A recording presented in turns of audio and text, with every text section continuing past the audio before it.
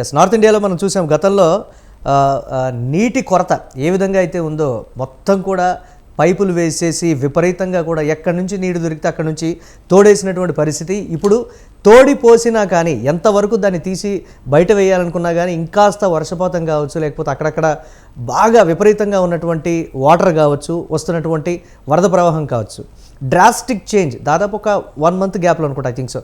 ఒక 1 month గ్యాప్లోనే ఇంత drastic change, ఇటువంటి పర్యావరణ మార్పులు నిపుణులకు కూడా అంతు చిక్కని ప్రకృతి విపత్తు, ఒక విపత్తు రాబోతోంది అనేటువంటి ఒక సంకేతంగా దీన్ని భావించాలంటారా?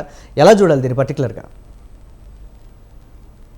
మొట్టమొదటిగా మనం ఒక చిన్న విషయాన్ని గమనించాలి. మోడర్న్ సైన్స్, మోడర్న్ అంతా కూడా ఏదో అప్గ్రేడ్ అయిపోతున్నాము, మనకు మనం ఏదో సాధిస్తున్నాము, సమాజంలో మనం ఒక హిట్ లెవెల్లో ఉన్నాము, టాప్ లెవెల్లో ఉన్నాము అని పెట్టుకునే మనం ఈ తోకలు ఏవైతే ఉన్నాయో ఇవన్నీ కూడా డిజాస్టర్ మేనేజ్మెంట్ లోనే వచ్చేస్తాయి.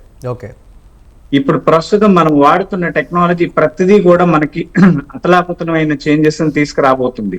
అంటే భవిష్యత్తులో ఇప్పుడు మనం వాడుతున్న మొబైల్ టెక్నాలజీ కావచ్చు, కాంక్రీట్ జంగిల్ మొత్తం ఏరియాని కాంక్రీట్ చేస్తా ఉన్నాం, అండ్ వాహనాలను వాడుతున్నాం, ఇండస్ట్రియలైజేషన్ పెరుగుతా ఉంది, దీనివల్ల పొల్యూషన్ పెరుగుతా ఉంది, భూమి యొక్క తాపం పెరుగుతా ఉంది.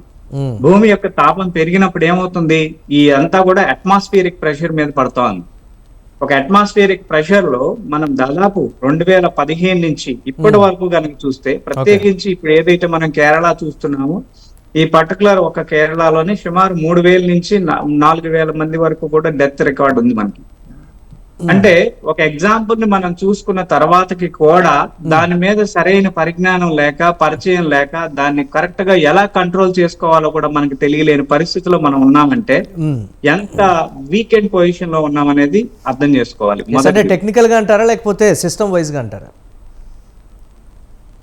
ఏమండి, టెక్నికల్ గా అంటారా లేకపోతే సిస్టమ్ వైజ్ గా అంటారా? ఎగ్జాక్ట్లీ. సో ఇక్కడ ప్రకృతిని మనం కాపాడితే, ప్రకృతి మనకి అవసరమైన వనరు, మనకి ప్రకృతి. జస్ట్ ఫర్ ఎగ్జాంపుల్, ఇప్పుడు ఒక నేను బ్రీత్ చేయాలంటే ఇక్కడ దాకా గాలి ఉంది, నా లోపల లంగ్ సక్ చేస్తే ఆ గాలి లోపలికి వెళ్తుంది, అది ఆక్సిజన్ తీసుకుంటుంది, తత్మాది బయటకు వదులుతుంది. ఇక్కడ దాకా ఉండే బ్రీత్ లోనే బాష్పవాయువులు, అనేక వాయువులు ఉంటే నా లంగ్ ఎంతకాలం పనిచేస్తుంది? ఇదే కదా డిజాస్టర్ మేనేజ్మెంట్ అంటే. ఇంతకన్నా గొప్పగా ఇంకేమైనా కావాలా, తెలియాలా మనకి? అవసరం లేదు. అంబియంట్ పొల్యూషన్ హీట్ అవుతా ఉంది, భూమి యొక్క తాపం పెరుగుతా ఉంది, సూర్యుని యొక్క అంటే ఉష్ణజనికమైన శక్తి పెరుగుతా ఉంది. దీనివల్ల అనేక రకాలైన మైక్రో మెటీరియల్ సైన్స్ అంతా కూడా పెరిగిపోతా ఉంది, వాతావరణం అనేది ఉడుకుతుంది. దీన్ని మన పూర్వీకులు కాలజ్ఞానం అని, జ్ఞానం అని, వేదాల్లో అనేక రకాల విధానాలని కూడా, సృష్టిని అంటే ఒక పౌరుడిగా, ఒక సామాన్యుడిగా ఈ సృష్టిని ఎలా కాపాడుకోవాలి అనే విజ్ఞానాన్ని మన పూర్వ విద్యార్థుల నుంచి మనం నేర్చుకున్నాం ఆల్రెడీ. మన పూర్వీకులు దాన్ని ఆచరించారు. వాళ్ళు ఎడ్ల బండ్లు వాడారు, ఇంకొకటి వాడారు, గుర్ర బండ్లు వాడారు, కాలుష్యాన్ని రహితంగా సమాజాన్ని పెట్టుకోవాలని. ఇవాళ అలా లేదు. మనం కంప్లీట్ కాలుష్యమే. ప్రతి వ్యక్తి, సామాన్యమైన వ్యక్తి కూడా 2 వెహికల్స్ ఉన్నాయి లేదా 3 వెహికల్స్ ఉన్నాయి. 1 లీటర్ పెట్రోల్ మనం కాల్ చేస్తే సుమారు 20,000 లీటర్ల గాలి పొల్యూట్ అవుతా ఉంది. You just imagine it.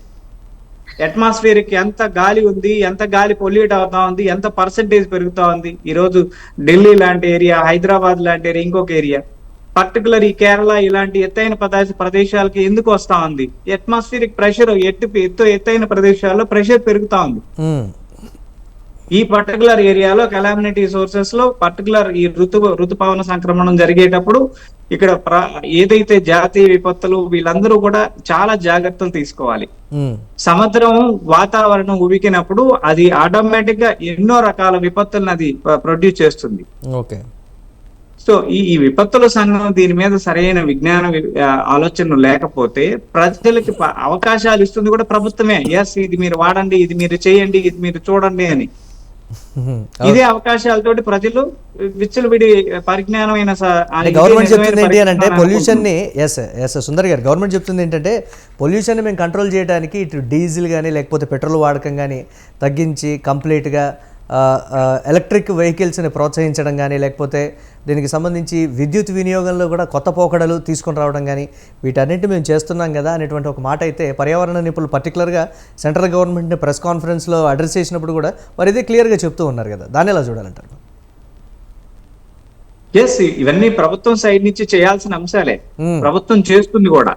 చేస్తున్నప్పటికీ కూడా డిజాస్టర్ మేనేజ్మెంట్ లో అక్కడ ఉన్న వ్యవస్థ ఎందుకు సానుకూలంగా ఇదవుతుంది అంటే due to the global warming issues. Global warming ఇష్యూని మేనేజ్మెంట్ చేసే వ్యవస్థ ఎక్కడ ఉంది మన దగ్గర? ఒక వ్యక్తి కార్బన్ పొల్యూట్ చేయకపోతే కదా, కార్బన్ ప్రొడ్యూస్ చేయకుండా ఉంటే ఇట్ ఈస్ కంట్రోల్డ్ అంతే. బై డిఫెక్ట్ నువ్వు నిప్పులు రాజేయకపోతే అక్కడ పొల్యూషన్ ఎక్కడ వస్తుంది? రాదు. సో ఇది మళ్ళా సామాన్యుడి చేతిలోనే ఉంది. ఇది అగైన్ ఈ కీ ఎవరి దగ్గర ఉందంటే ప్రభుత్వం చేతిలో కొంతవరకు ఉంది, మేనేజ్మెంట్.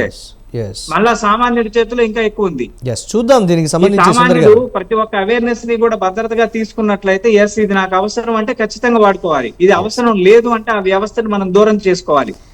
ఇది జరిగితే సరిపోతుంది. ఎత్తైన కొండ ప్రాంతాలు, ఎత్తైన నదీ నదాదులు వీటన్నిటికీ కూడా పొంగే ప్రదేశాలు ఎక్కడ వస్తున్నాయి అంటే ఇది 100% ఎత్తైన ప్రదేశాల్లో ప్రెషర్ పీడనం అనేది ఉత్పత్తి అవుతుంది. ఎత్తైన ప్రదేశాల్లోనే ఎక్కువ వర్షపాతం కూడా నమోదవుతుంది, పర్టికులర్ ఈ కాలమాన పరిస్థితులను బట్టి.